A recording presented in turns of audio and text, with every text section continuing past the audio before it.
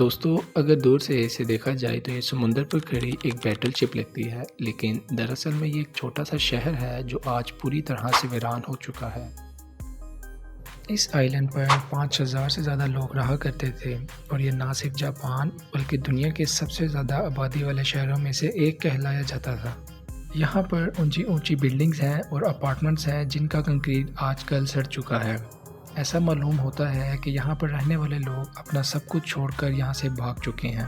दोस्तों, मेरा नाम है अली और आप देख रहे हैं मेरा यूट्यूब चैनल।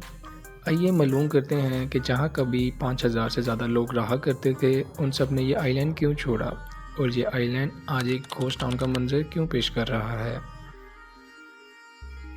जापान के शहर नागासाकी से 15 किलोमीटर की दूरी पर इस आइलैंड को हाशिमा आइलैंड कहा जाता है। इस आइलैंड को बैटलशिप आइलैंड के कहने की वजह ये है क्योंकि अगर इसे दूर से देखा जाए तो ऐसा महसूस होता है जैसे कोई बैटलशिप समुद्र के दरमियान में खड़ी हो। आइए दोस्तों, चलते हैं कुछ साल पहले जहाँ पर इस आइलैंड की कहानी का आगाज़ होता है। 19वीं सेंचुरी में जापान के शहर नागासाकी में एक इंटरनेशनल शिपिंग पोर्ट बनता है, जिस वजह से वेस्टर्न शिप्स यहाँ पर आकर रुका करती थी। तमाम वेस्टर्न शिप्स जो उस वक्त में वहाँ आकर रुका करती थी, उन सब की एक खास वजह थी। उस दौर में शिप्स स्टीम इंजन पर चला करती थी और स्टीम इंजन को चलने के लिए कोयले की जरूरत पड़ती थी और वो तमाम शिप्स वहाँ पर कोयला लेने के लिए रुका करती थी। पहले तो ये कोयला नागासाकी से कुछ दूरी पर ताकाशिमा आइलैंड से मंगवाया जाता था, लेकिन जब ताकाशिमा आइलैंड पर कोयले के रिसोर्सेज खत्म होने लगे तो दूसरे आसपास के तमाम आइलैंड्स पर कोयले को ढूंढा गया। तब हाशिमा वो अकेला आइलैंड था जिस पर कोयले की मिकदार मौजूद थी, जिस वजह से इस पूरे आइलैंड को मित्सुबिशी कंपनी ने खरीद लिया। उस वक्त मित्सुबिशी एक शिपिंग कंपनी थी। उस वक्त कोयला हाथों की मदद से निकाला जाता था।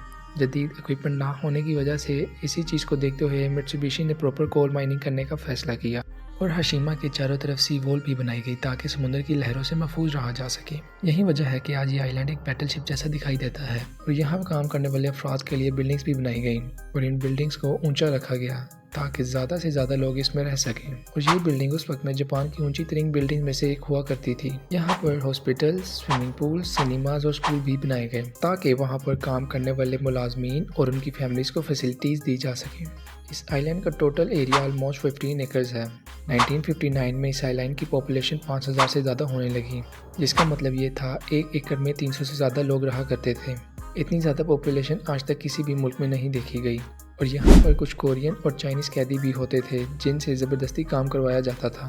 1941 में यानी कि 1941 में इस आइलैंड पर कोयले की सालाना प्रोडक्शन 41,10,000 टन यानी कि 41,10,000 टन हो चुकी थी और जो कि दिन ब दिन बढ़ती जा रही थी। हाशिमा आइलैंड ने उस दौर में जापान की इकोनॉमी को ग्रोथ देने में बहुत अहम किरदार अदा किया। 1960 में हाशिमा अपनी पीक पर पहुंच चुका था, लेकिन यही वो वक्त था जब दुनिया में कोल इंजन का डाउनफॉल शुरू हो गया। कोयले को माहौल के लिए नुकसानदेह करार दे दिया गया और ऑयल ने कोयले को रिप्लेस करना शुरू कर दिया और इसके चलते इंटरनेशनल मार्केट में भी कोल की डिमांड कम होने लगी, यानी कि इंटरनेशनल मार्केट में भी कोयले की डिमांड कम हो रही थी और आहिस्ता आहिस्ता कोल माइंस बंद होना शुरू हो गई। हाशिमा आइलैंड पर वैसे भी माइनिंग काफ़ी मुश्किल थी, जिसकी वजह तूफान थी और ये मेनलैंड से कटा हुआ था, क्योंकि अब ये आइलैंड प्रॉफिटेबल नहीं रहा था और तूफान की वजह से इसकी दीवारें टूट जाती थी, जिसकी मेंटेनेंस पर अलग अखराजात आया करते थे।